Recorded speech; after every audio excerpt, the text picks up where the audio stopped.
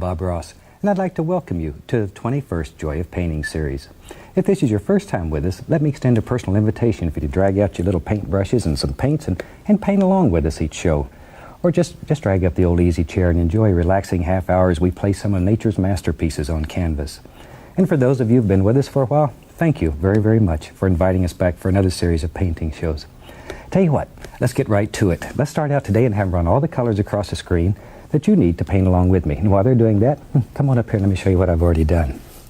I have my standard old 18 by 24 inch canvas, but you use any size that's convenient for you. We just use this because it sort of fits the television screen.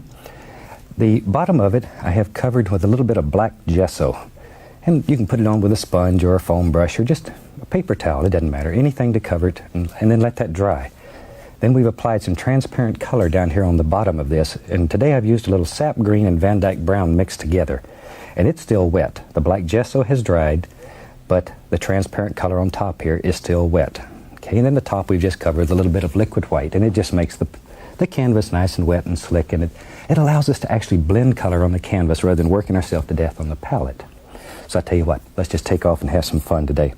Let's start with this little 2-inch brush here. And we'll go right into a small amount of the phthalo blue. And all we do is just pull a little bit out and then tap it into the bristles. By tapping and turn the brush over, tap both sides. See, that assures a nice even distribution of color all the way through the bristles, and that's what we're looking for. And it's easy to add more color, but it's a son of a gun to take it away. So start with a little bit of color, and you can always add more if you need it. We'll go right up to the top of the canvas, and we'll just do some little X's, little crisscross strokes, and we'll work all the way across the top. Now the color is continually mixing with the liquid white, and it creates all those beautiful variations that we want. Let me put a little more color on the brush here. There we go. Let's start at the top and work down. And that way, our sky will get progressively lighter toward the horizon. And that's exactly what we're looking for. In a landscape, you want things to get lighter toward the horizon and darker as they can come away from the horizon. So by using the liquid white and allowing the color to blend, that effect happens automatically. You really don't have to worry about it. It just happens. And that truly is the joy of painting. There. And we'll just work this right on down. I thought today we'd start this series with just a very basic little painting. And if you've painted with us before, this will be an easy one for you. If this is your first time, then you can see one of the ways this fantastic technique works. Okay, now we'll just take and very gently go across the entire sky. And this just removes the brush strokes. That's all we're doing. Okay, and that's simple.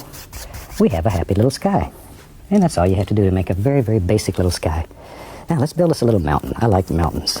We'll take some black, a little Prussian blue, some alizarin crimson, and we'll just mix those together. I'd even put a little Van Dyke brown in there just to dull it down some. Pull the color out as flat as you can get it. Go straight down with a knife, cut across so you have a little roll of paint, and that little roll of paint should live right on the edge of your knife, right on the edge of the blade. Now then, we have to make our first major decision in this painting. Where does our mountain live?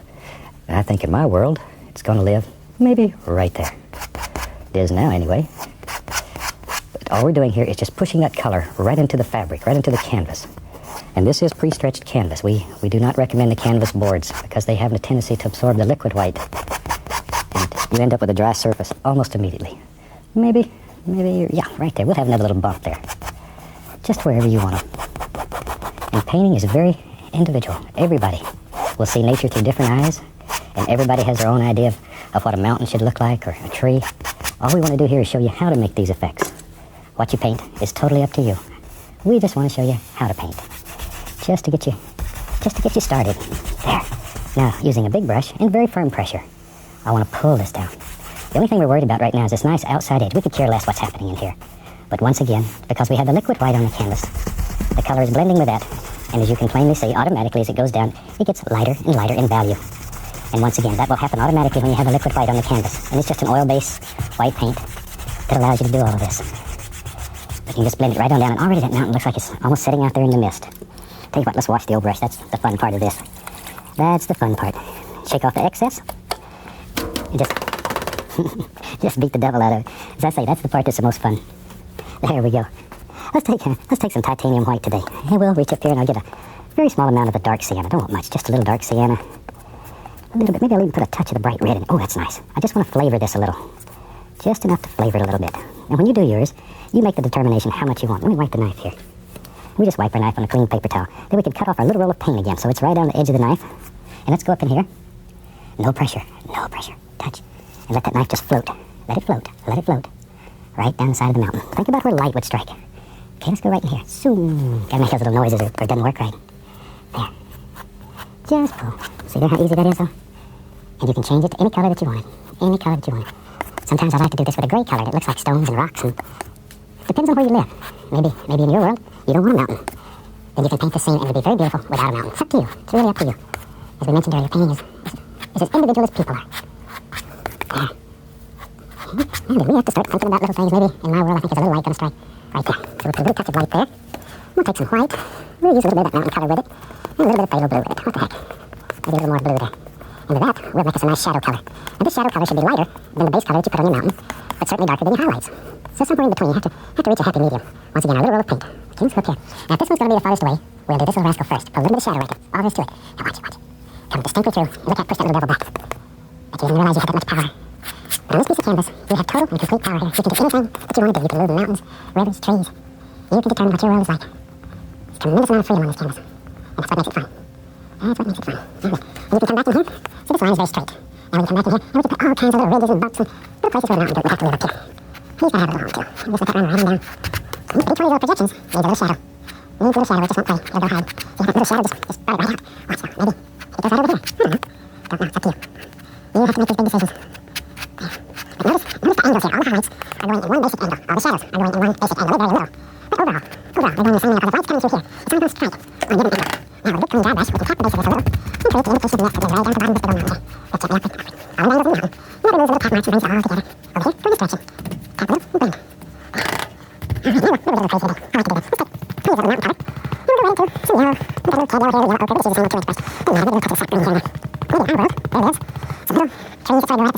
down to the bottom of this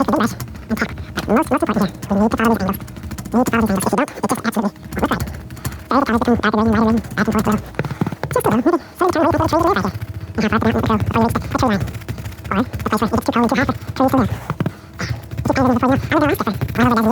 This is the same too much brush. Then you have a little touch of sap green here now. Maybe our world, there it is. Some little trees that spread right beside this mountain. And to do that, all you have to do is take the big brush and tap. But most important here, we need to follow these angles. We need to follow these angles. If you don't, it just absolutely won't look right. There are the colors become darker green, lighter green, back and forth below. Just a little, maybe slowly turn away from the trees right here. And half off the mountain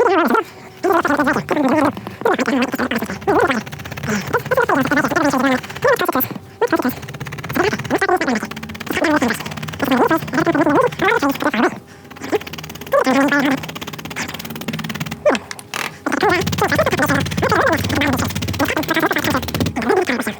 down. We need to follow it back and forth here. But gently, gently lifting upward. Always one upward. And come back to the trees. You don't want to go in the angle here. And it's still straight up. So keep these lines going straight up. Sometimes it's too easy.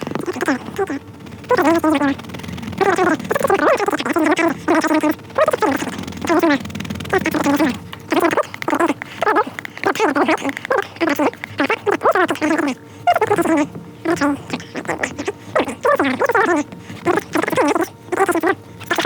lighting. There you go. Up to the trees down the side of this mountain.